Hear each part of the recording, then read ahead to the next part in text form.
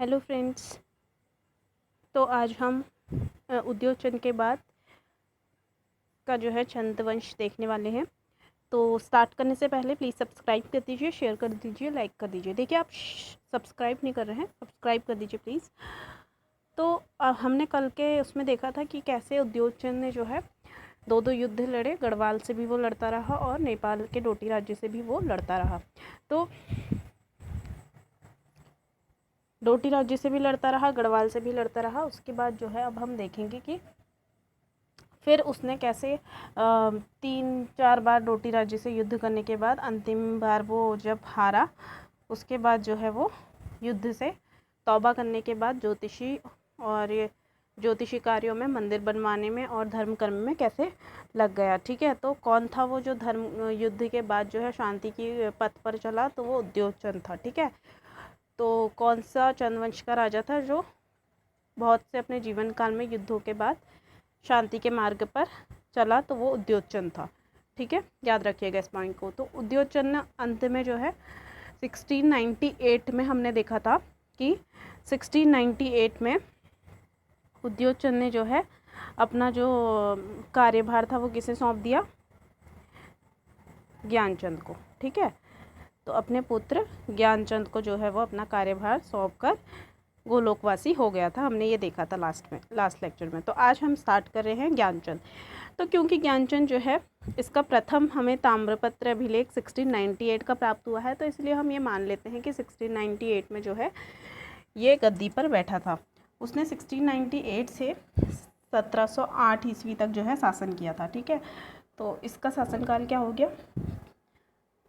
1698 से 1708, ये हो गया ज्ञानचंद का। ठीक है, 1678 ईस्वी से 1698 ईस्वी तक किसका रहा? 1678 से 1698, तो ये रहा उद्योगचंद का। और अगर हम बात करें 1698 से 1708, तो ये रहा ज्ञानचंद का। ठीक है, तो ये आप लोग नोट करते जाइए। चंद्रवंश की जो वंशावली आपने लिखी है जिस पेज में, उसमें आप लिख लीजिए। तो फिर 1698 से 1708 तक जो है ज्ञानचंद का कार्यकाल हमें देखने के लिए मिलता है। तो पूर्व राजाओं की भांति ही ज्ञानचंद ने भी गद्दी पे बैठते ही जो है गढ़वाल पर आक्रमण किया। ठीक है, जैसे इसके पिताजी ने किया था उद्योगचंद ने, गद्दी पर आसीन होते ही गढ़वाल पर आक्रमण किया, है ना। इसी तरह से इन्होंने भी ये परंपरा आगे बढ़ाई। उसके बाद जो है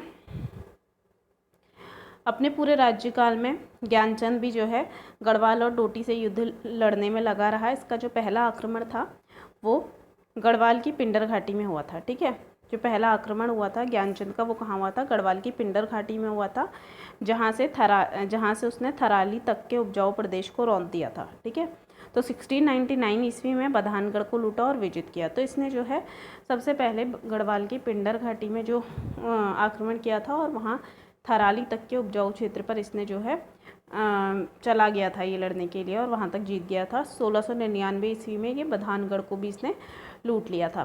फिर यहाँ से वो नंदा देवी की, ये जो बधानगढ़ में जब उसका अभियान चला था, तो यहाँ से वो नंदा देवी की सोने की प्रतिमा लेकर आया और उसने वहाँ अल्मोड़ा में स्थापित की, नंदा देवी के मंदिर में। ठीक है, तो जो सोने की प्रतिमा थी वो गढ़वाल से कौन सा राजा लेकर आया था? ज्ञानचंद लेकर आया था। और उसने कहाँ स्थापित की थी? अल्मोड़ा के नंदा देवी मंदिर में। ठीक है, नंदा देवी की जो मूर्ति है, स्वर्ण प्रतिमा, वो कौन लाया था? ज्ञानचंद लाया था, अल्मोड़ा के नंदा देवी मंदिर में स्थापित की थी। तो अगले वर्ष 1700 में उसने रामगंगा को पार करके मल्ला सलाड़ स्थित साबली, खाटली और सैंचदार नामक गाँवों को लूट खसोट की। अब क्योंकि तीलू रौतेली की मृत्यु हो चुकी थी, तो उसके बाद गढ़नरेश ने जो है इन गांवों पर जो है पुनः अधिकार कर लिया था। तो 1701 ईस्वी में गढ़नरेश फतेह शाह ने चंद राज्य में स्थित पाली परगने के गिवाड़ व चौकोट को लूट कर इन्हें बिल्कुल ही क्या कर दिया था? वीरान कर दिया था। ठीक है, तो उसने क्या कर दिया था? वीरान कर दिया था। फतेह शाह ने चंद राज्य में स्थित जो पाली परगना था ना, पाली परगना जो चंद्रवंश के अंदर आता था, उसके गिवाड़ और चौकोट को जो है फतेह शाह ने लूट लिया था। फलतः पीड़ित क्षेत्रों की जनता में भगदड़ मच गई। अब हम देखते हैं कि जो ज्ञानचंद का डोटी अभियान, ठीक है, ज्ञानचंद का जो डोटी अभियान था वो कैसा था और कब से हुआ था? तो 1704 में, अब क्योंकि उसके पिता की उसको पिता का भी तो उस पर अंदर गुस्सा था कि मेरे पिता जो है डोटी राज्य ने पराजित किया था, तो उसी हार का बदला लेने के लिए जो है 1704 में इसने डोटी पर आक्रमण कर दिया था ज्ञानचंद ने। ठीक है, कब किया था? 1704 में ज्ञानचंद ने जो है डोटी पर आक्रमण कर दिया था।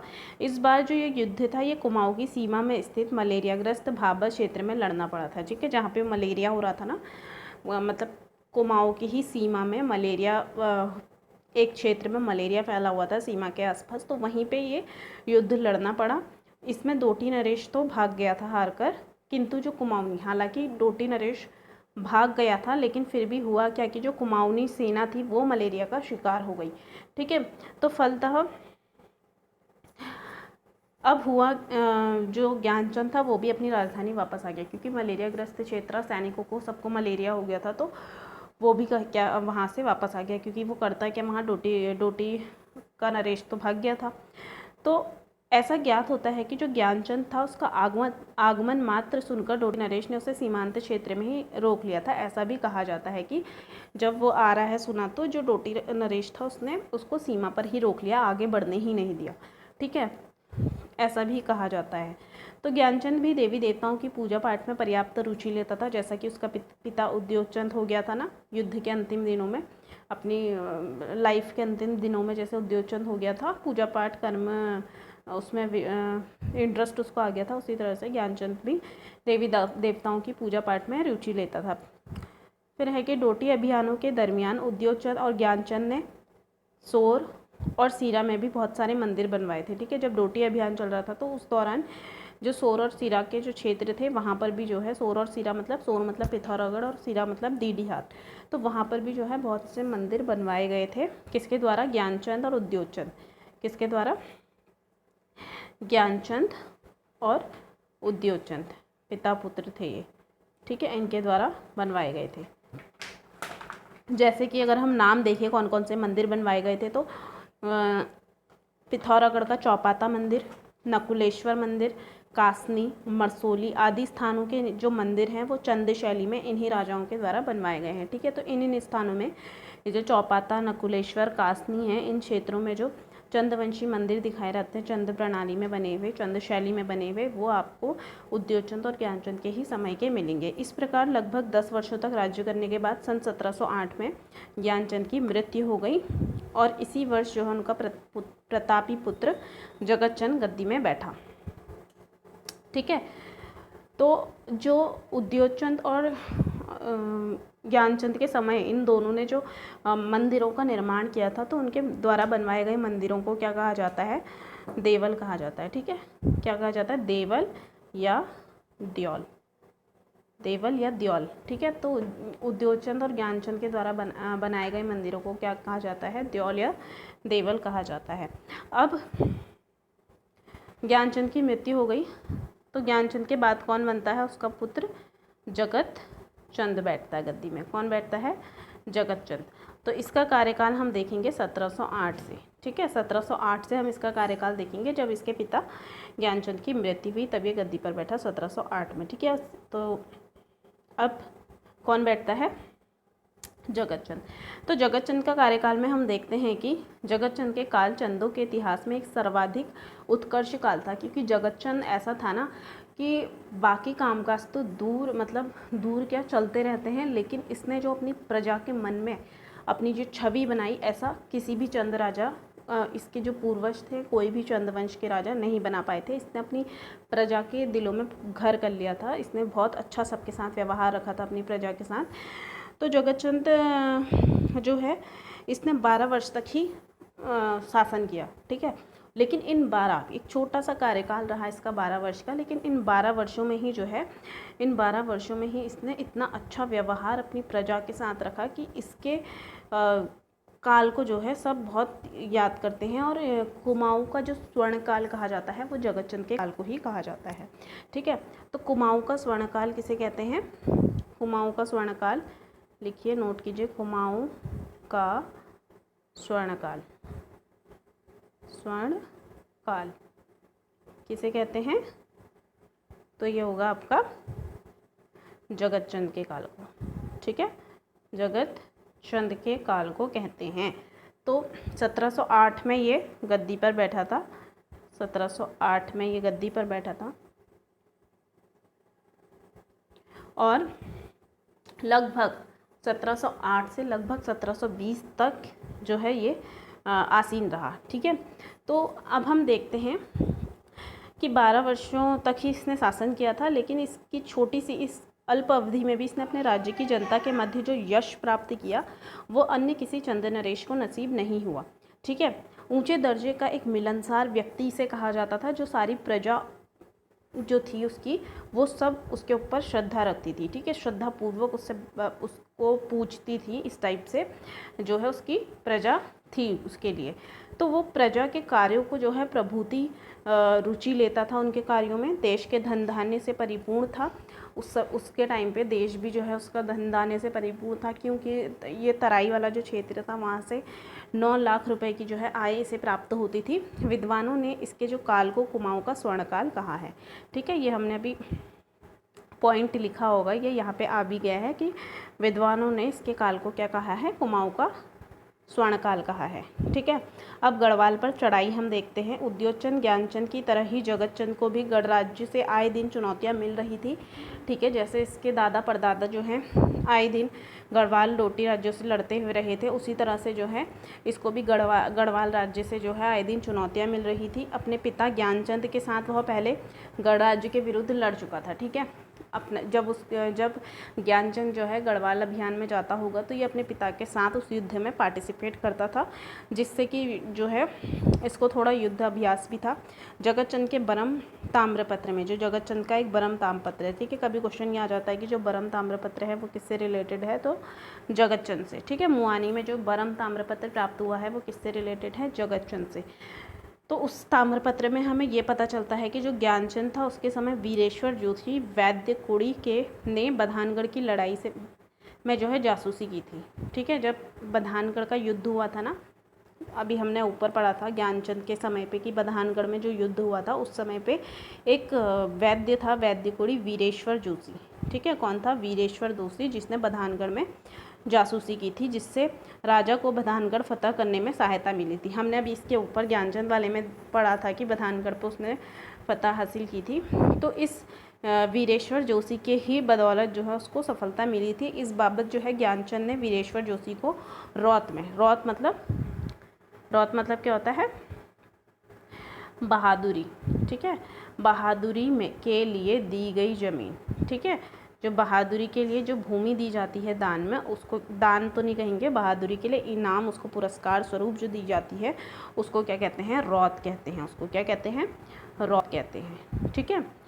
तो वीरेश्वर जोशी जिसने बधानगढ़ अभियान में जो है जासूसी की थी ज्ञानचंद के लिए, तो उसको जो है ज्ञानचंद ने पुरस्कार स्वरूप रौत के रूप में जो है ज़मीन दी थी उसके ताम्र। तो ये हमें बरम ताम्रपत्र में मिलता है, ठीक है। किस ताम्रपत्र में हमें ये पता चलता है, बरम ताम्रपत्र में, क्योंकि जब ज़मीनें उस टाइम पे दी जाती थी किसी को भी दान में, रौत में, गूंठ में, जो ज़मीनें जिसको भी दी जाती थी उसका एक पूरा प्रॉपर ताम्रपत्र बनाया जाता था, जिसमें पूरी डेट वाइज लिखा जाता था कि इस इंसान को, इस राजा ने इस स्थिति में, इस पक्ष में जो है इतनी इतनी भूमि दी है, अब रौत में दी है या गूठ में दी है, जिसमें भी दी है, ये ऐसा करके ताम्रपत्र में लिखा जाता था। तो उन्हीं ताम्रपत्रों के मिलने से हमें ये सब साक्ष्य प्राप्त होते हैं, ठीक है। अन्यथा ऐसी कोई इतिहास लिखा हुआ यहाँ पे हमें मिलता नहीं है, लेकिन ये जो ताम्रपत्र हैं इनकी वजह से हमें इतिहास उत्तराखंड का जानने में बहुत हेल्प मिलती है।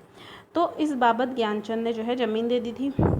उसके ताम्रपत्र किसी अग्निकांड में जल गए थे, फलतः जगतचंद को पिता की मृत्यु के बाद पुनः, तो जो वीरेश्वर जोशी को उसने जो ताम्रपत्र दिया था वो किसी अग्नि कांड में जो है जल गए थे, तो इसीलिए जो जगतचंद था, ज्ञानचंद का पुत्र जगतचंद था, उसने अपनी पिता की मृत्यु के बाद पुनः दूसरा ताम्रपत्र जो है वीरेश्वर जोशी के पुत्रों को दिया था, ठीक है। क्योंकि बाद में कोई क्लेम कर, ताम्रपत्र तो जल गए थे तो बाद में कोई क्लेम कर देता कि ये ज़मीन हमारी है, ऐसा वैसा, तो इस वजह से जो है उन्होंने दोबारा उनको ताम्रपत्र दिया कि ये तुम्हारी ही ज़मीन है जो रौत में दी गई थी। जगतचंद ने अपने राज्याभिषेक के पहले ही वर्ष लोहाबागढ़ और बधानगढ़, ठीक है, जो जगतचंद था उसने अपने राज्याभिषेक के पहले ही वर्ष लोहबागढ़ और बधानगढ़ पर चढ़ाई करके वहाँ गढ़ सेना को मार भगाया था।